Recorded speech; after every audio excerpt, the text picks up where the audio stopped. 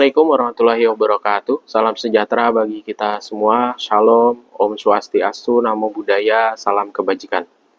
Mohon izin untuk memperkenalkan diri. Nama saya Faizal Riza, SPI, Eskom, Mkom, MM. Saya merupakan dosen pada program studi Teknik Informatika, Fakultas Teknologi Industri, Institut Teknologi Budi Utomo, Jakarta. Perkenankan pada kesempatan kali ini, saya akan menyampaikan paparan terkait salah satu mata kuliah yang saya ampu, yaitu Matematika Diskrit.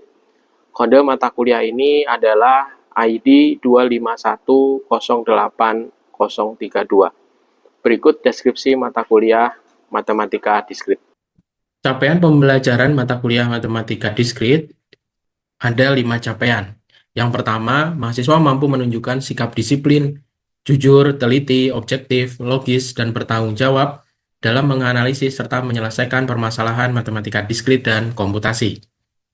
Yang kedua, mahasiswa mampu menjelaskan dan menerapkan konsep dasar matematika diskrit yang meliputi logika matematika, himpunan, relasi dan fungsi, kombinatorika, relasi rekuren, aljabar boolean, serta probabilitas diskrit. Capaian pembelajaran yang ketiga, mahasiswa mampu memahami dan menganalisis konsep teori graf, pohon tri, teknik pembuktian matematika, serta pemodelan matematis untuk penyelesaian masalah dalam bidang informatika dan komputasi. Kemudian capaian yang keempat, mahasiswa mampu menerapkan matematika diskrit dalam analisis algoritma, struktur data, jaringan komputer, kecerdasan buatan, dan pengembangan perangkat lunak. Kemudian capaian pembelajaran yang kelima adalah mahasiswa mampu menggunakan metode pembuktian, pemodelan matematis, dan representasi struktur diskrit untuk menyelesaikan permasalahan komputasi secara tepat, sistematis, dan terukur. Apa yang akan dipelajari dalam mata kuliah matematika diskrit?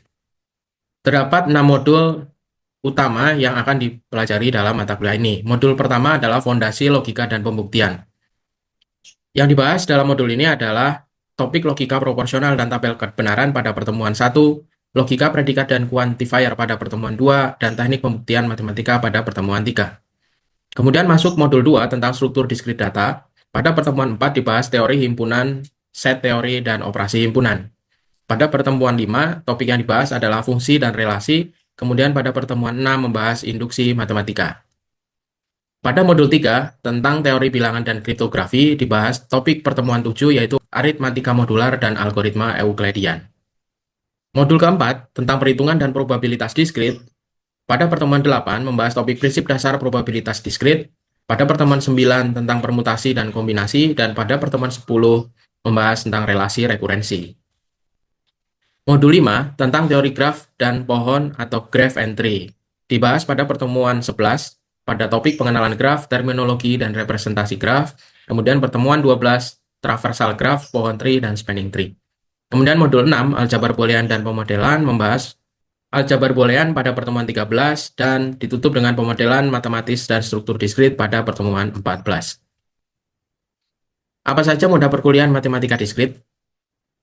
Moda perkuliahan dilaksanakan secara blended learning. Mata kuliah ini disampaikan secara tatap muka maupun secara daring menggunakan aplikasi Zoom. Semua materi yang disajikan dapat dilihat dan dipelajari kembali melalui e-learning Itbu virtual yang dapat diakses melalui tautan https://virtual.itbu.ac.id. Seluruh materi dapat diakses pada laman tersebut, walaupun beberapa materi akan diarahkan pada media penyimpanan eksternal seperti Google Drive atau YouTube.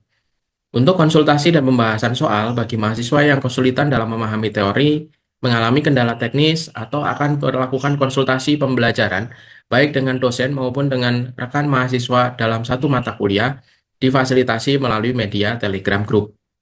Perkuliahan ini dilaksanakan dengan metode ceramah dan diskusi, baik secara luring dan daring, dan didukung dengan moda sinkronus serta asinkronus. Bagaimana penilaian pada mata kuliah matematika diskrit? Penilaian mata kuliah matematika diskrit menggunakan pendekatan Student Centered Learning atau SCL yang menempatkan mahasiswa sebagai pusat pembelajaran, mendorong mereka untuk lebih aktif dan mandiri. Dalam SCL, penilaian tidak hanya berfokus pada hasil akhir, tetapi juga pada proses pembelajaran dan pengembangan keterampilan mahasiswa. Oleh karena itu, pada mata kuliah ini, aspek penilaian yang dilakukan yang pertama adalah partisipasi aktif mahasiswa selama perkuliahan, penugasan individu, penugasan kelompok, ujian tengah semester, dan diakhiri dengan ujian akhir semester. Selanjutnya, berikut saya sampaikan rekaman proses pembelajaran tatap muka untuk mata kuliah Matematika Diskrit pada pertemuan ke-1 dan ke-2.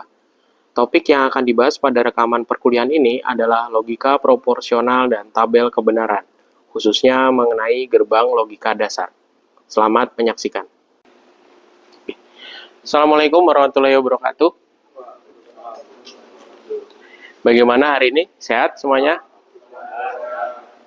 Sebelum kita memulai perkuliahan pada hari ini, ada baiknya kita berdoa dulu. Semoga apa yang kita pelajari nanti bermanfaat. Berdoa menurut agama kepercayaannya masing-masing dipersilahkan. Berdoa dicukupkan. Selanjutnya, saya menginfokan bahwa absen sudah dibuka. Silakan teman-teman melakukan absen melalui aplikasi Idbu Virtual.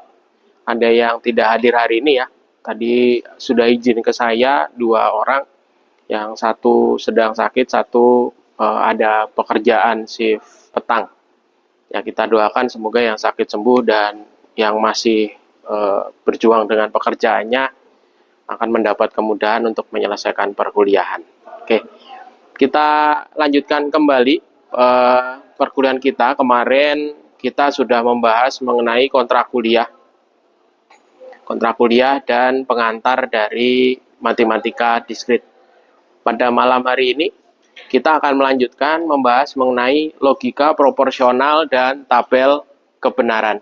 Learning outcome indicator atau capaian pembelajaran mahasiswa, indikator capaian pembelajaran mahasiswa yang teman-teman nanti kita harapkan bisa capai. Yang pertama ini, mahasiswa mampu menjelaskan konsep matematika diskrit dan logika. Kemudian, learning outcome indikator yang kedua adalah mahasiswa dapat membuat tabel kebenaran dan menganalisa tentang proposisi. Lalu yang ketiga, mahasiswa dapat menerapkan logika proposisi dan tabel kebenaran pada algoritma. Seperti kita tahu bahwa manusia berbahasa dengan sesama manusia dengan bahasanya sendiri, dan tiap suku itu akan berbeda-beda. Demikian juga mesin. Mesin itu berbahasa berbeda dengan cara manusia berkomunikasi.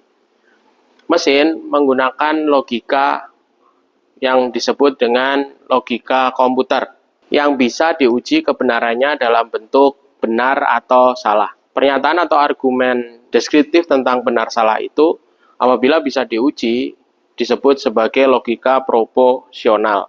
Sebelum kita masuk ke pembahasan mengenai bahasa mesin atau logika komputasional, kita bahas dulu apa itu proposisi. Proposisi itu adalah kalimat yang hanya memiliki satu nilai mutlak, kebenaran absolut. Apakah dia benar atau pernyataan itu salah. Jadi tidak mungkin pernyataan itu memiliki 2 nilai kebenaran, yang satu benar dan sekaligus salah, tidak mungkin.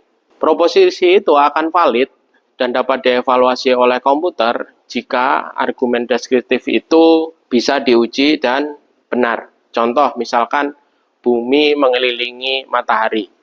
Pernyataan ini adalah sebuah informasi, sebuah teori, dan bisa diuji kebenarannya. Atau dalam persamaan matematika, 2 ditambah 2 sama dengan 4. Maka jika bukan 4, itu bukan hasil dari 2 ditambah 2. Sehingga 2 ditambah 2 ini adalah argumen proposisi yang valid. Kemudian pernyataan 5 adalah bilangan prima. Ini juga dapat diuji kebenarannya dengan melihat suku pembaginya apakah ada bilangan selain bilangan dirinya sendiri. Nah, ini contoh yang bukan proposisi atau tidak dapat dikomputasi. Ini contohnya adalah argumen pertanyaan. Kalimat pertanyaan ini tidak dapat diuji sehingga dia tidak dapat dilakukan komputasi. Contohnya, apakah kamu suka matematika? Tutup pintu, ini kalimat perintah.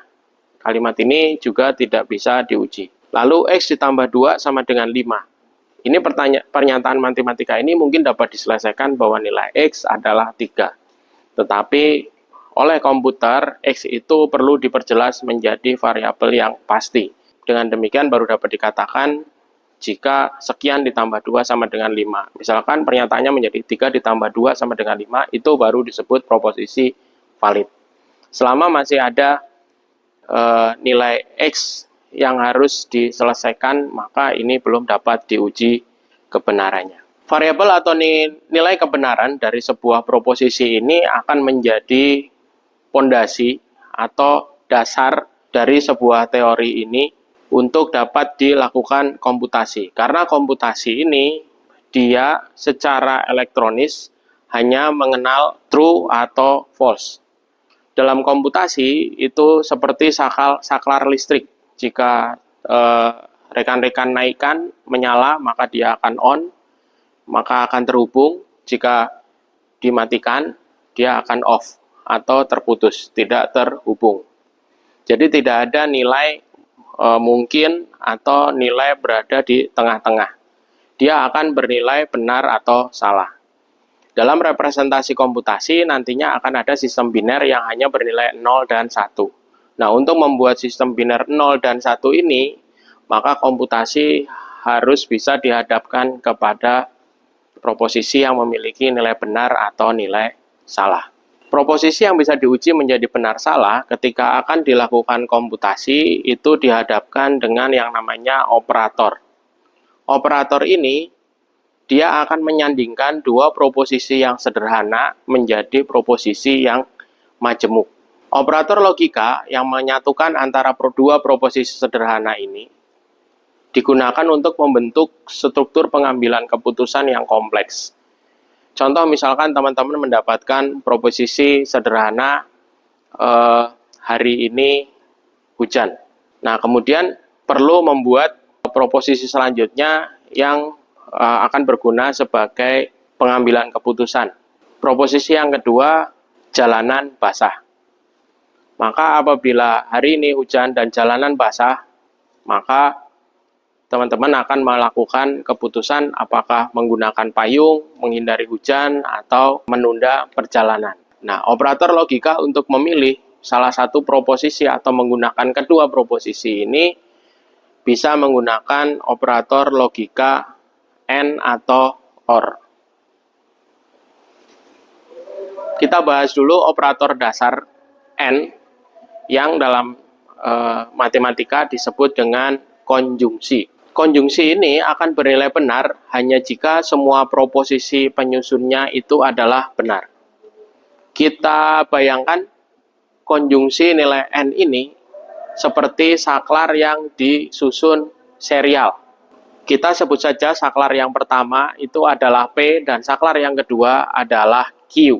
Saklar P dan Q ini berfungsi untuk mengalirkan listrik dari baterai ke lampu. Apabila kita bayangkan saklar P-nya itu menutup, apakah alirannya itu mengalir ke lampu?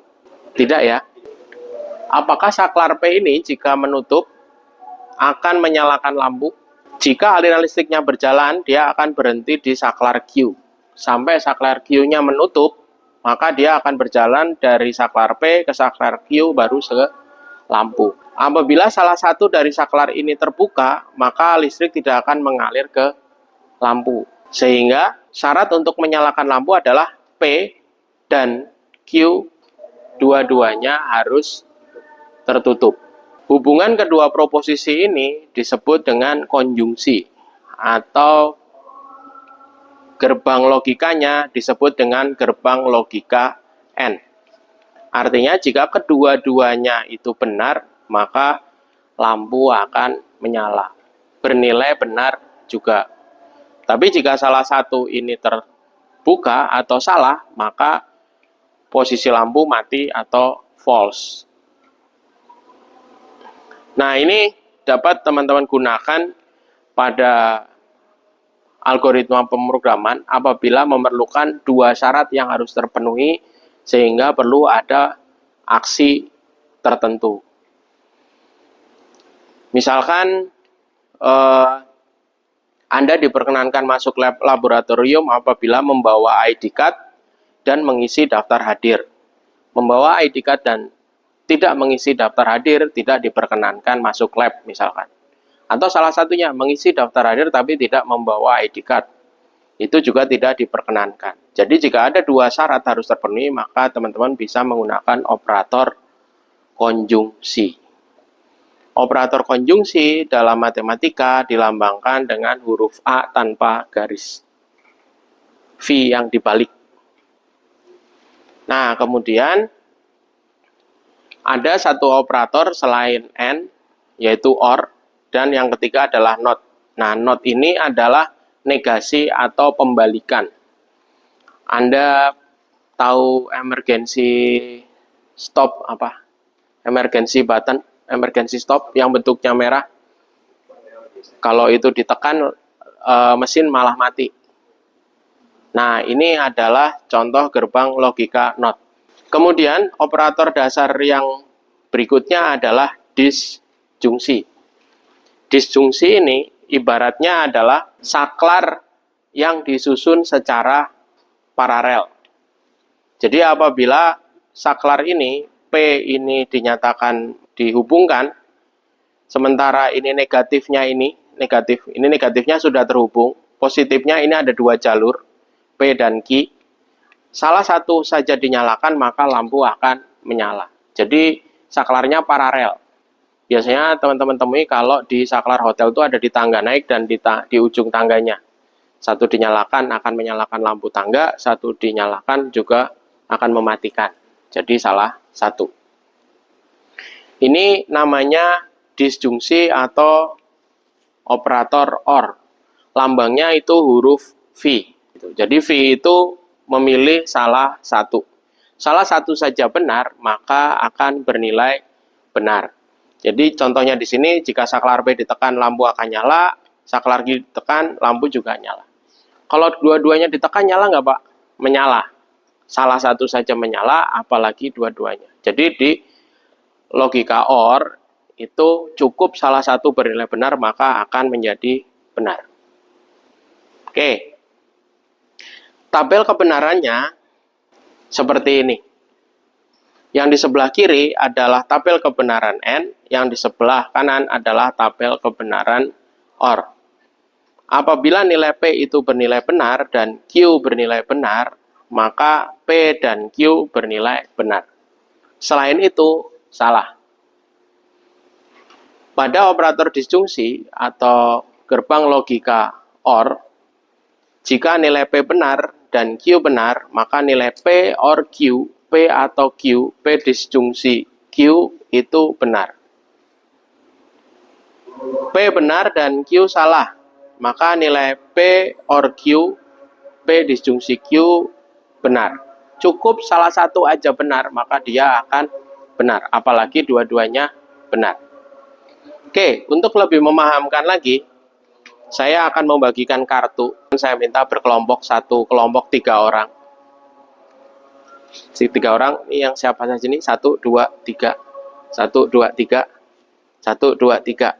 Ini saya bagikan dulu. Anda sebagai input. Anda sebagai input. Yang di tengah ini adalah gerbang logika. Nanti akan dibagikan kartu yang berbeda. Ini ada 2, OR dan AND. Oke, saya acak dulu.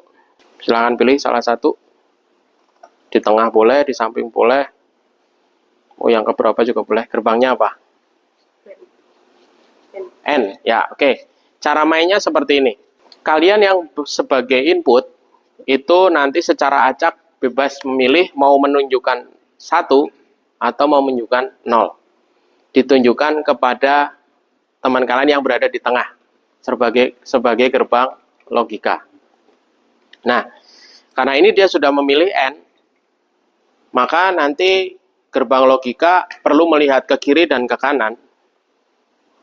Nilainya itu 0, 1 dilihat, karena dia gerbang N maka diputuskan. Contoh, angkat Mas. Misalkan ditunjukkan mau pilih apa? 1, angkat. Mau pilih apa? 1. Nah, sekarang 1 N 1. Kebenarannya adalah 1. Jadi diangkat. Ya. Bagi kelompok yang benar menunjukkan dapat tambahan poin 100. Ya. Bagi yang salah nggak dapat poin. Oke. Saya bagikan ya. Ini untuk input apa? OR. Berarti kamu gerbangnya OR. Ya. Kalau saya bilang compute, maka bagian input angkat angkanya. Input, ya. Compute, yang ya angkat angkanya. Result, gerbang logika menunjukkan angkanya, ya.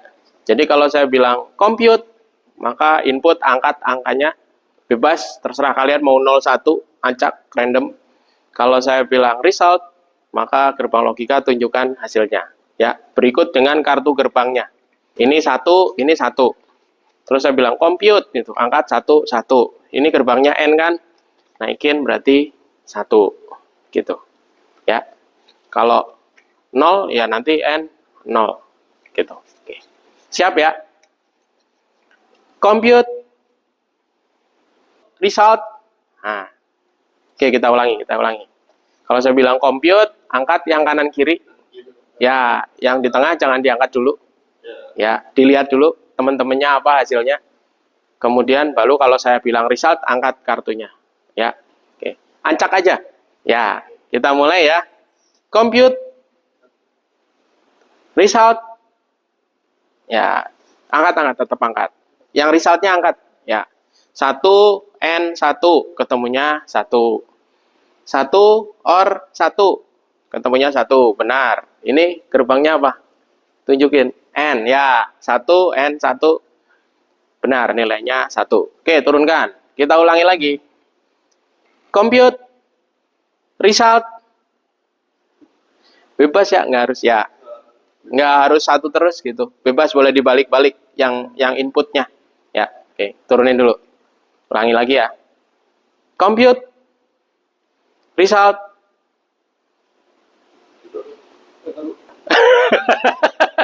Nah, kan 00 resultnya tadi 1. Ini sekarang udah 0. Alhamdulillah, udah paham ya. Ini 0N1, resultnya 0. Ini 0N0, resultnya 0. Tunjukin dong. Tadi nunjukinnya 1. Oke, ulangi lagi. Lebih lancar lagi ya. Turunin. Compute, result. Ya, 1N0, 0. 1 or 1, 1. 1 N 1. Kok 0? 1 ya. Kurang fokus nih. Gerbang logikanya lagi nge-lag. Oke, kita ulangin. Terakhir ya. Supaya lebih paham. Compute.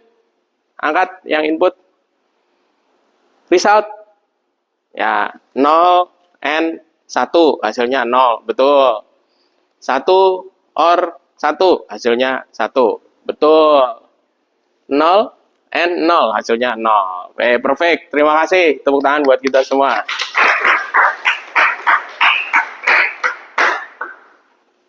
Oke.